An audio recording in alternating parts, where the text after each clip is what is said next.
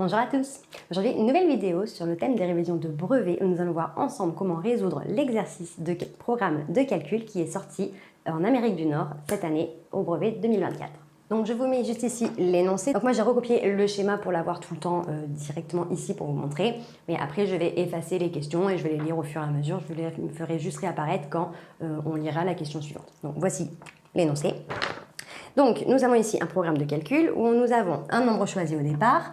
Sur la partie gauche, nous allons ajouter 2 au nombre choisi au départ, le multiplier par 4. À droite, nous allons le multiplier par 5, donc toujours le nombre choisi au départ, soustraire 3.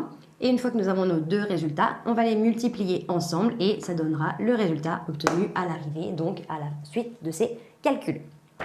Donc, nous avons plusieurs questions. Montrer que si on choisit 2 comme nombre de départ, le résultat à l'arrivée est 112. Donc, pour la question numéro 1, on choisit 2 comme nombre de départ. Donc, si je choisis 2 comme nombre de départ, c'est comme si je prenais 2 à gauche. Je vais lui ajouter 2, donc 2 plus 2 qui me font 4. Je vais le multiplier par 4, donc 4 fois 4 qui me donne 16. De l'autre côté, nombre de départ, je vais le multiplier par 5, donc 2 fois 5 qui me font 10. Je vais lui soustraire 3, donc 10 moins 3 qui me font 7. Je vais, une fois que j'ai fait ça, multiplier mes deux résultats, donc 16 fois 7 et 16 fois 7. En résultat, ça me fait bien 112. Pour vérifier, donc on fait 16 fois 7, 6 fois 7, 42, 7, 8, 9, 10, 11, ça fait 112. J'ai vérifié en une petite seconde. Donc ça, c'était la question numéro 1. En gros, montrer que si on choisit 2 comme nombre de départ, le résultat à l'arrivée est 112. Donc ça, c'est un bon moyen quand même, parce que c'est une question qui est un peu gratuite dans le sens où à la fin, si vous voyez que c'est pas 112, c'est que vous êtes trompé quelque part. Donc vraiment, essayez de voir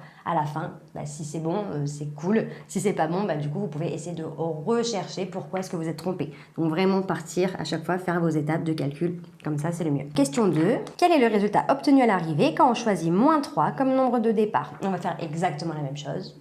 Et on va calculer à la fin ce que ça donne. Donc, nombre de départ, moins 3, partie gauche. Je lui ajoute 2, moins 3, plus 2, qui me font moins 1. Étape d'après, multiplié par 4, moins 1 fois 4, qui fait moins 4. Partie gauche, multiplié par 5, donc moins 3 fois 5, qui me font moins 15. Ensuite, ce résultat, je vais lui soustraire 3, donc moins 15, moins 3, qui va me donner moins 18. Je vais multiplier ces résultats, donc ça va me donner moins 4 fois moins 18, donc moins par moins, ça fait plus, et donc du coup 18 fois 4, 18 plus 18, ça me fait 36, 36 fois 2, ça me fait 72, donc là, 72. Maintenant, question numéro 3, donc je vous le remets juste ici, l'énoncé. On choisit x comme nombre de départ parmi les expressions suivantes, lesquelles permettent d'exprimer le résultat à l'arrivée de ce programme de calcul. Aucune justification n'est demandée.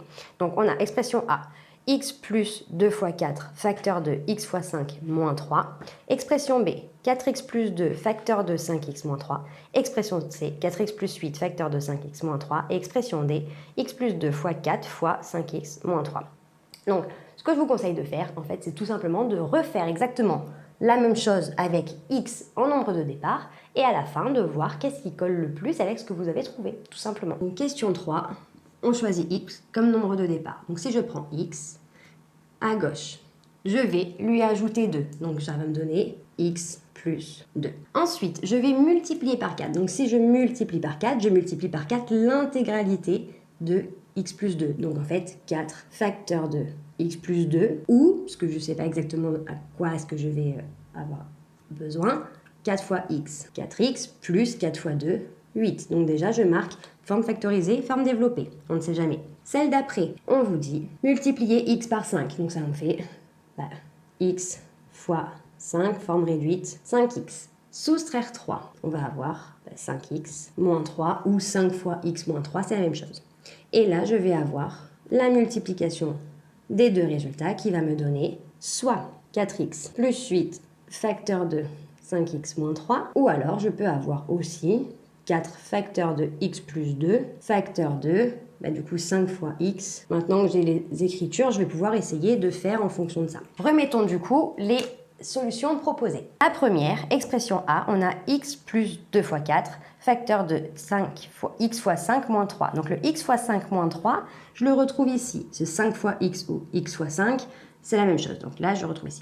Par contre, le x plus 2 fois 4, si je regarde bien priorité opératoire, 2 fois 4, ça fait 8, donc c'est comme si j'avais x plus 8. Donc du coup, concrètement, l'expression A, ce serait x plus 8 facteur de 5x moins 3. Je ne le trouve pas parce que moi j'ai 4x plus 8, donc l'expression A, on l'enlève. L'expression B, on a 4x plus 2 facteur de 5x moins 3. Donc 5x moins 3, on l'a toujours. Par contre, 4x plus 2, ben moi j'ai 4x plus 8. Donc en fait, ici, 4x plus 2, c'est exactement le type de proposition qui va être donnée pour les élèves qui vont oublier de développer. Et donc du coup, qui vont faire 4 fois x plus 2, donc 4x plus 2. Donc en fait, bien penser à développer 4 avec tout le monde. Donc du coup, l'expression numéro 2 ne fonctionne pas. L'expression C, 4x plus 8 facteur de 5x moins 3, c'est exactement celle-là. Donc l'expression C est la cohérente. Si on regarde l'expression D, on a 4 plus 2 fois 4 qui nous donne du coup 4 facteurs de x plus 2, donc en fait c'est ça, fois 5x moins 3, donc concrètement celle-ci peut aussi. Parce qu'en fait, elle, c'est exactement comme si, puisque elle, on a 4 facteurs de x plus 2, donc elle, il y a marqué, donc sans les parenthèses, 4 facteur de x plus 2 facteur de 5x moins 3. Et concrètement, et ça si je développe 4 fois x, 4x plus 4 fois 2, 8, donc j'arrive ici. Et donc du coup, ce bloc-là, multiplié par 5x moins 3, donc celle-là colle aussi. Donc concrètement, l'expression C et l'expression D collées du coup pour résoudre cette expression. Donc là, j'ai fait un petit peu de place pour les deux dernières questions. Question 4, trouver les deux nombres de départ qui permettent d'obtenir 0 à l'arrivée, expliquer la démarche. Donc du coup, le nombre de départ, je vais devoir utiliser la forme avec x. Donc concrètement, ces expressions-là. Parce qu'en fait, mon programme de calcul, en fonction de x, représente une des trois expressions, parce qu'en fait, les trois valent la même chose. Donc, on va pouvoir directement, pour calculer ça, pour trouver en fait quel nombre initial m'a permis de trouver 0 en résultat, eh bien en fait, je rembobine mon calcul. Donc concrètement, je résous une équation. Donc je vais pouvoir prendre la forme factorisée, n'importe laquelle, en fait, c'est exactement la même chose. Donc, on va prendre la première. Je vais utiliser donc une équation. Donc, pour pouvoir trouver ça, je vais avoir 4x plus 8 facteur de 5x moins 3 est égal à 0. Alors, je vous conseille de ne jamais développer ce genre d'expression sous cette forme-là, pour la simple et bonne raison qu'on est sous ce qu'on appelle une équation produit nul. Pourquoi? Parce qu'en fait, je suis sous la forme d'un produit, c'est une multiplication, où le résultat est égal à 0.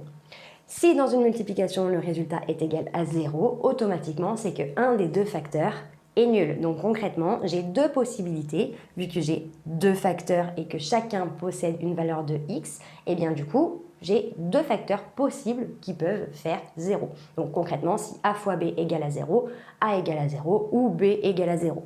Donc là, je vais pouvoir partir du principe que 4x plus 8 est égal à 0, ou bien 5x moins 3 est égal à 0. Donc, résolution d'équation, 4x plus 8 égale à 0, 8, je vais le faire passer de l'autre côté, donc ça va devenir moins 8, donc 4x est égal à moins 8. Donc, x est égal à, vu que là, c'est 4 fois x, donc je vais diviser par 4, donc je vais avoir moins 8 divisé par 4, x est égal à moins 2. C'est une première solution qui va faire que mon équation sera égale à 0. 5x moins 3 est égal à 0, donc moins 3 va passer de l'autre côté, va devenir plus 3. 5x est égal à 3. Et donc, si je veux avoir un seul x, vu que là j'en ai 5, je vais diviser par 5. Donc, je vais avoir x égale à 3 divisé par 5. Il vaut mieux garder une valeur 3/5 plutôt que de mettre une valeur arrondie. Voilà, vous pouvez laisser la forme fractionnaire.